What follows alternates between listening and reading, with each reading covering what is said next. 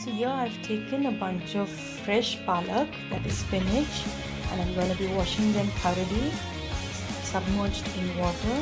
I have taken a medium pot in which my water has been boiling, and now it's in a good temperature where I blanch my spinach just for about 3 to 4 minutes, and I'm going to strain it and run cold water to maintain the color. So this will just, after boiling for about 2 to 3 minutes, it shall look like this.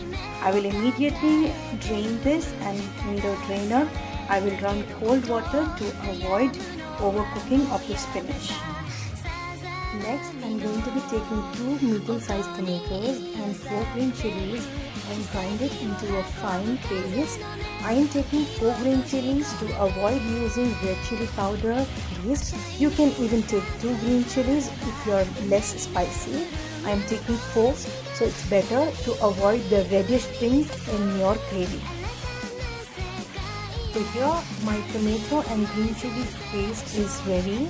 I've grinded it with a little bit of water, but I am going to be straining this tomato paste and using the strained tomato paste to avoid the grainy texture, and I like my gravy to be velvety. So that is the secret tip for your velvety gravy, is always strain your tomato puree. So this is my strained tomato puree, absolutely smooth, and this is the strained pulp which I usually avoid, which gives a grainy texture to the gravy. But if you're looking for a grainy texture gravy, you can definitely add this or use it without straining. So I'll keep this aside. Blending jar which I grinded tomatoes, I'm going to be adding the spinach, that is the palak, and again going to grind it to a paste. If you like the gravy grainy, you can keep it coarse. If you like a velvety gravy, you can have a smooth puree. So here it is, the palak puree is also ready. So now we will, in a heated pan, I'm going to be adding 2 tablespoons of desi ghee, because along with 2 teaspoons of oil. Using oil avoids burning of the ghee, so that's the purpose of using oil and ghee mixed. To the heated ghee, I will quickly add 1 medium-sized fine chopped onions and allow it to soften until pink. So the onions have started to sweat, and I will wait for them to soften a little. We will add the spices and seasonings. You can even cover a lid and allow the onions to cook. This allows faster cooking as well as avoids burning. Do not rush in the process of softening the onions, as once the spices and the tomatoes are put in, they will not cook, and you will get a slight crunch of the onions in the gravy later. So now the onions are well soft, and now they are just about to start browning, but I will not let that happen and quickly add the spices.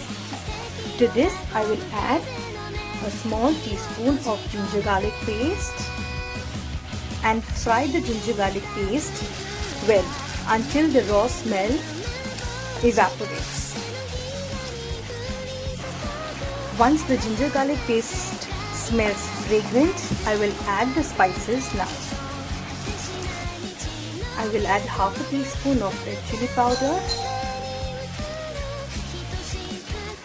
half a teaspoon of pure coriander powder or dhania powder, and about 3/4 teaspoon of roasted jeera cumin powder.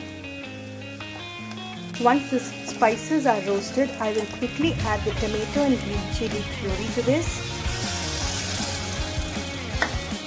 and give it a good mix, and I will allow this to cook until the tomatoes are cooked.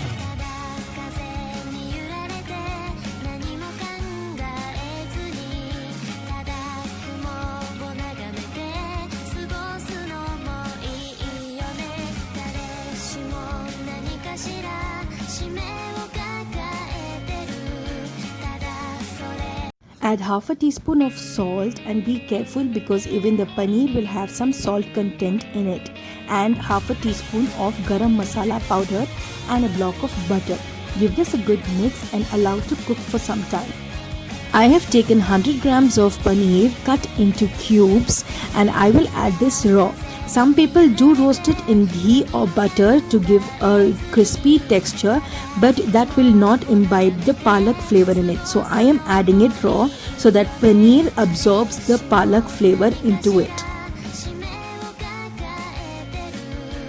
Cover and cook it for about 2 minutes and add crushed kasuri methi. This is optional and rare, but trust me, this gives a lot of flavor and fragrance to the recipe. This is a secret, but you can avoid it if you don't like it.